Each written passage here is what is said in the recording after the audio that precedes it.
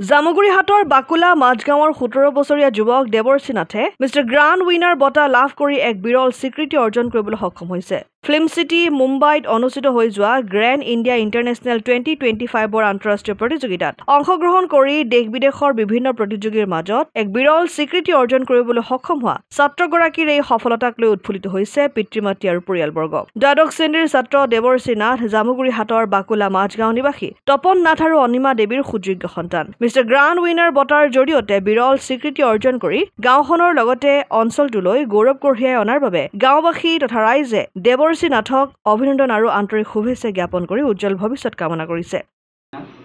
মই আপোনাৰ চৈবাৰী মাজগাঁৱত থকা আৰু মই এবাৰ ক্লাছ 12ত পঢ়ি আছোঁ।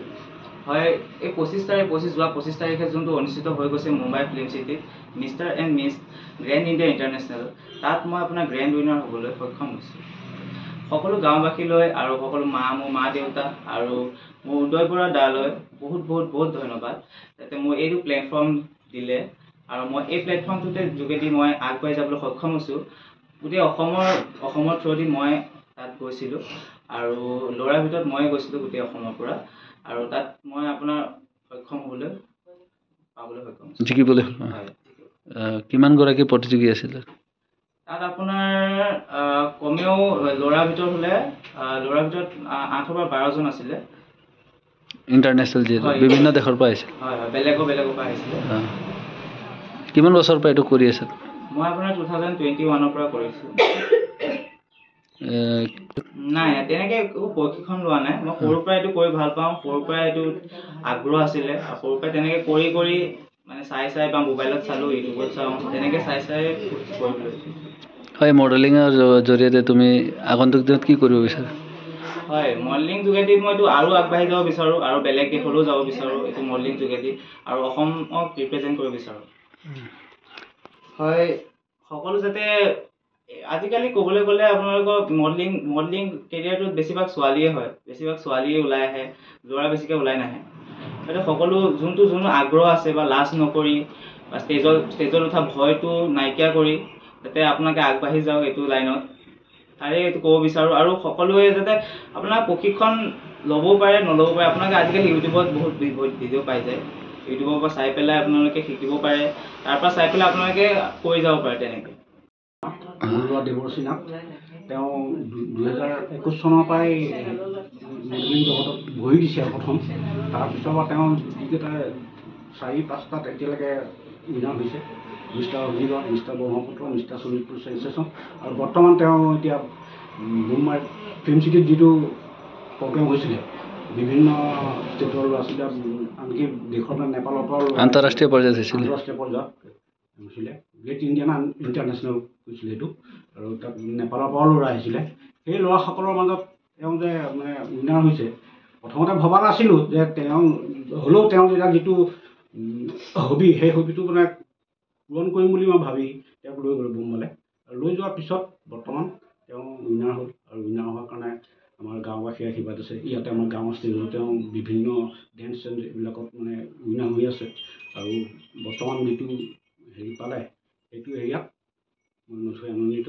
গাঁওবাসীক মই শ্ৰদ্ধা জনাইছোঁ, আৰু লগতে সকলোকে সেই মিষ্টাৰ উদয় বৰা তেওঁৱেই মানে চিলেক্ট কৰি লৈ গৈছিলে, তেওঁলৈও মই মোৰ ফালৰ পৰা ধন্যবাদ দিছোঁ, আৰু এতিয়া বৰ্তমান আমি বহুত আনন্দিত। জামুগুৰিহাটৰ পৰা ৰাতুল হাজৰিকাৰ ৰিপৰ্ট, অসম আদিত্য।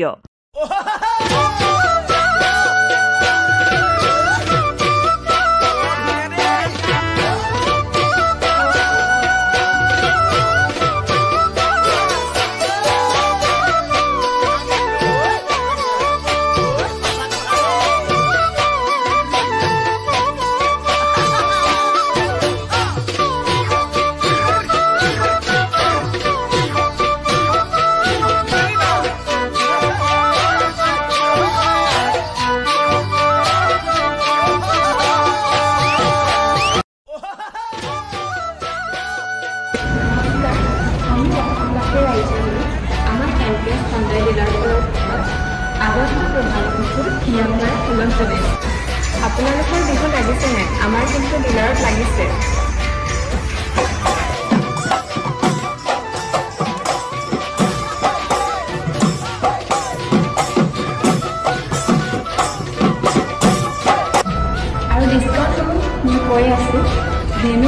70% ডিছকাউণ্ট চলি আছে আৰু i20 65% ডিছকাউণ্ট চলি আছে আৰু i10 হাইয়েষ্ট ডিছকাউণ্ট চলি আছে up to 78,000